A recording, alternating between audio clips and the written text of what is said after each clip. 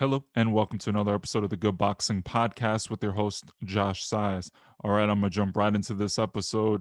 I did the four things Ben Askren can do to beat Jake Paul episode, and now I'm gonna do the opposite. Four things Jake Paul needs to do in order to beat Ben Askren. First things first, don't be too predictable.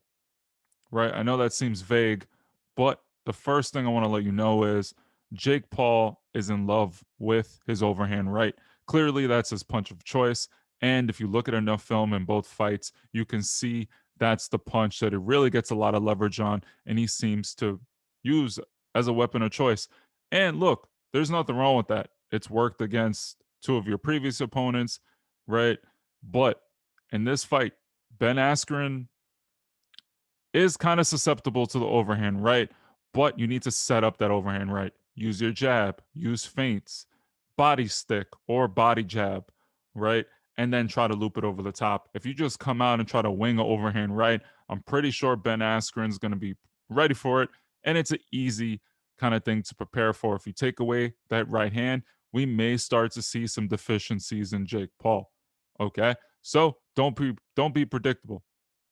Throw different punches, throw some hooks, feint, body jab, etc. Second thing he can do is use your movement. In your first pro fight, right?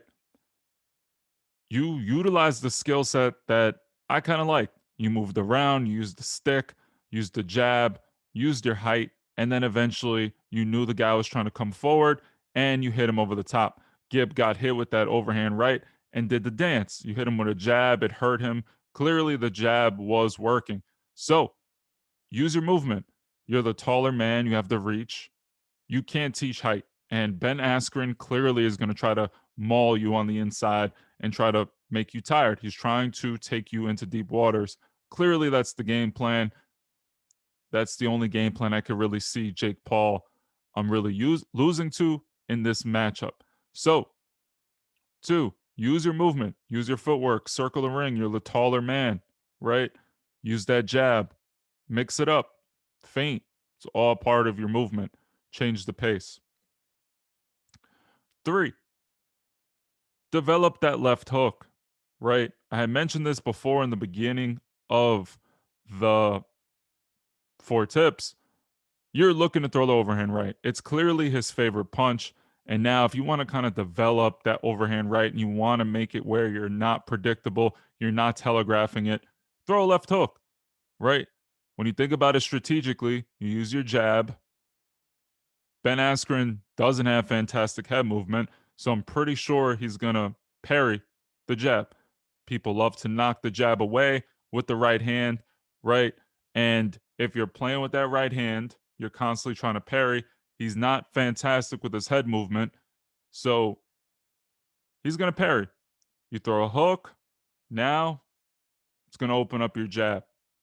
You throw the jab, the hook is going to eventually open. So if Ben Askren decides to parry and play the parry game, the hook is going to be monumental in one, making the jab land, and two, now he's looking for the hook, the overhand right can come up. If he shells up, then the uppercut will come. But that's four. I mentioned to you that using the hook would open up the overhand right and the jab, etc. But the number, in my opinion, this is going to be his number one weapon. The uppercut will be your best friend. You throw a couple of overhand rights. Ben Askren's either going to have to pick that left hand up to block it, or he's going to dip down, bring his head nice and low, and try to clinch because Ben Askren is going to want to take away space. You want to smother punches and not let punches detonate, right? So, what is Ben Askren going to do? Most likely, he's going to bring that head down, just like he did in UFC when he's trying to shoot in. That head's going to be nice and low. Use the uppercut. The right uppercut's going to be there. It's a useful weapon. Mix that in with the overhand right, a straight right hand, and a right uppercut. Mix the hook and a jab. All of a sudden, the uppercut becomes the weapon of choice. When your head is low, You want to bring your head down. Your job is, especially if you're using the jab, use the jab to bring the head down, right? Make the person make a move, go under your punches, and then you take their head into the sky, step back when he's trying to lunge in. So, those are four things Jake Paul can use to beat Ben Askren. And I truthfully think that Jake Paul is going to win this fight. I know people don't like him too much, and I could understand why, but at the same time, I'm just trying to be impartial in terms of what I'm seeing and just using the data in front of me to see why I think. If he uses his jab, he uses his footwork, and anytime Ben Askren tries to encroach his space or step in, throw an uppercut, rip it. Even if it doesn't land, you have to make him think about certain punches in order for other punches to start working. You can't be predictable. So that's the episode for today. Let me know how you feel. Is it cookie cutter? Is it kind of simple? Yes, but that's the point of this. I really want to make it as easy as possible for people that really, really don't know much about the sport. And that's what's great about this fight. I know a lot of people don't like it because it apparently mocks boxers and real boxers, but I have no problems with Jake Paul fighting Ben Askren. If it was Jake Paul or Logan Paul fighting a Floyd Mayweather or someone of that high of a caliber, I would be a little more insulted because those boxers really, really are established in boxing.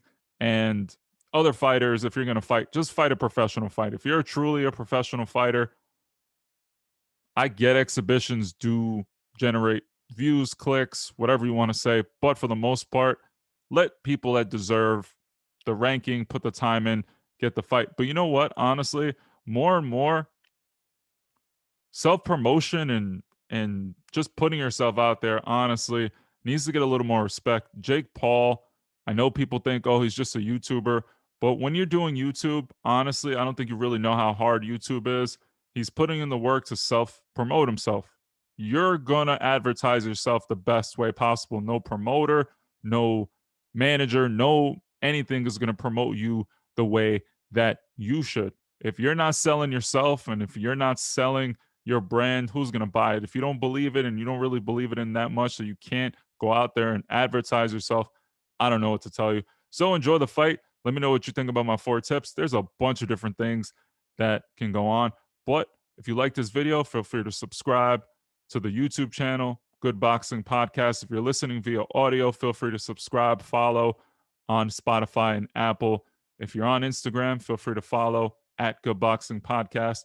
Thank you so much. The support has been surreal, and I really do mean it that I'm going to be putting out these episodes. Boxing is turning hot again, and I'm just so excited. Be well and be good.